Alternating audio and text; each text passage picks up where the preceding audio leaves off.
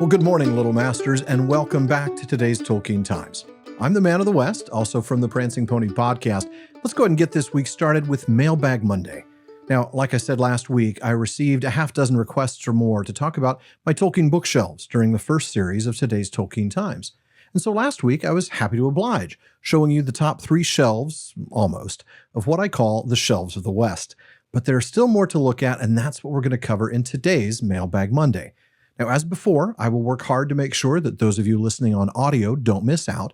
It's why I don't just point to books and say stuff, but give you the names of each volume so that you know what's where and why. Now, as a reminder, for more in-depth dives on individual volumes in my collection, follow at Prancing Pony Pod on TikTok, where I've done 12 mini episodes of The Shelves of the West, showing off some of my favorite individual volumes or ones with unique history or publication stories, so be sure to follow that account and watch them all. With that out of the way, let's return to where we left off last week, which was the middle shelf of the third row. Now, there are not a lot of volumes here, but these are some really nice ones. In the back is a volume that many of you may not have seen. After all, it's arguably too large for most bookshelves when it's in its box. In that box, then, is the collector's edition of Tolkien, Maker of Middle-earth. Now, that's the volume that was published to coincide with the Tolkien exhibit at the Bodleian Library in Oxford back in 2018. Only 675 of these volumes were printed. Each one was signed by Priscilla Tolkien and hand-numbered. The collector's edition also includes a set of facsimile items like a Father Christmas letter in an envelope from 1936, or one of Christopher Tolkien's maps that includes handwritten annotations from his father. It's a truly gorgeous volume with stunning extras, and it sits here in the middle of the third shelf for that reason. Now, in front of that are the recent Tolkien illustrated collector's editions of The Lord of the Rings and The Silmarillion. These are each quarter-bound in leather with all 3 gilded edges, blue leather with silver gilt for The Silmarillion, red with gold gilt for The Lord of the Rings, each with the gorgeous cutouts in the cloth slipcover allowing for Tolkien's own art to show through. The Silmarillion volume comes with a little booklet entitled A Brief Account of the Book and Its Making by Christopher Tolkien, a gorgeous map of Beleriand, and a reproduction of Tolkien's own illustration, The Halls of Manwë. The book itself contains over 50 drawings from the professor. The Lord of the Rings comes with reproductions of Tolkien's own creation, the burnt and torn pages from the Book of Mazarbul, along with the King's Letter and 2 full-size pull-out maps. Now, that volume contains over 30 drawings from Tolkien as well, and they will be joined later this year by a matching collector's edition of The Hobbit, illustrated also by Tolkien, quarter-bound in green leather. Now, finally, the big monster on this shelf is the Folio Society limited edition set of The Lord of the Rings.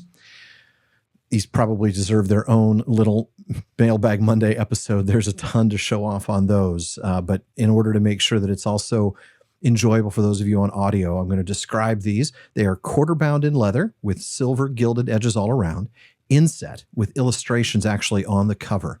The printing, not a surprise coming from the Folio Society, is absolutely gorgeous, and they're a joy to read because the font's nice and big.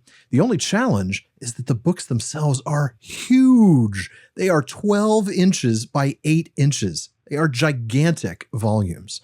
And of course, that's each book, and then each one is, relatively thick. Now, there are maps, there's a separate print. The inside of the slipcase is itself illustrated, for crying out loud. The books have a total of more than 50 Alan Lee illustrations printed on separate art paper and tipped into the book, plus another 57 illustrated chapter opening pieces of art. It is a gorgeous set, and it's limited to 1,000 copies, each numbered and signed by Alan Lee. Mine is number 402 out of 1,000. I really can't describe how gorgeous these are for those of you on podcasts, but I will be doing a video on TikTok for them in the near future on the Shelves of the West, showing off all that detail. Now, that's it for the third shelf because I did the left and right ones last week. So let's go to the fourth shelf. On the left here, on the fourth and fifth shelves, are my books about Tolkien. This is the section where I've had to make some compromises and still have a good dozen or more books in a box. Now, the top of these 2 shelves is reserved for works by Verlin Flieger, John Garth, and Tom Shippey, the triumvirate, as it were, of Tolkien scholars. Beneath are a number of other volumes, including one of my favorite reads, The Great Tales Never End, a volume of essays in memory of Christopher Tolkien. Other highlights on this shelf include The Ring of Words, Flora of Middle-earth, and Corey Olsen's Exploring the Hobbit. Now, a quick disclaimer for those who freeze frame the video and study the name of each volume on the shelf. Having a book here does not mean that I endorse it. Some of them I am still in the process of reading and have not yet formed a full opinion. So just keep that in mind. Fourth shelf in the middle here, never visible when I'm in my seat, is a row of first edition, first impression UK printings of Tolkien's non-legendarium works, along with Tolkien adjacent, I suppose you'd call it. So there's Tales from the Perilous Realm, The Legend of Sigurd and Gudrun, The Fall of Arthur, Beowulf, Kullervo, Outrun and Itrun, Secret Vice, and then Nature of Middle-earth and Fall of Numenor, which of course are more Tolkien adjacent. They're Tolkien content, but edited by others, along with the Battle of Malden, and other firsts like the Flieger edition of Smith of Wootton Major or The Adventures of Tom Bombadil, edited by Skull and Hammond. Now, across from there is the History of Middle-earth and the History of the Hobbit, along with an index for History of Middle-earth. And beneath that, so the fifth shelf on the right, is my reference shelf. Foster's Complete Guide, the letters, Hammond and Skull's Reader's Companion, along with their 3-volume companion and guide, and the Tolkien Encyclopedia, edited by Michael Drout. In the middle on the fifth shelf is my paperback collection. That includes the Rankin and Bass Hobbit that was my very first ever Tolkien book in 1977, and then an inexpensive reading copy of all of them, The Hobbit, The Lord of the Rings, and The Silmarillion. There's also the infamous Ace paperback set, a set of Canadian paperbacks, a Swedish language Hobbit, and a recent set from Clarion with some gorgeous cover art. My games shelf, which includes board games and the One Ring tabletop RPG, might also be where some Magic cards find their place down the way a little bit. Then there's the movie shelf with behind-the-scenes books, art books, the scores, and the fascinating book on Jackson and the films by Ian Nathan. And finally, the art shelf. These are all the art books of Tolkien edited by Hammond and Skull, the exhibit books from the Bodleian and Marquette shows, an Alan Lee signed set of sketchbooks, and more. Folks, that will have to do for now. There's more to show you, of course, and maybe on the shelves of the West in TikTok, I'll do that. But podcast listeners, I hope I managed to describe things well enough to retain your interest. But if not, rest assured, as next week we will be heading back to proper mailbag questions. For today, though, wraps it up for Mailbag Monday. If you have a question that you'd like me to answer, please email it to barliman@theprancingponypodcast.com. Let him know it's for today's Tolkien Times, and I'll get to it soon.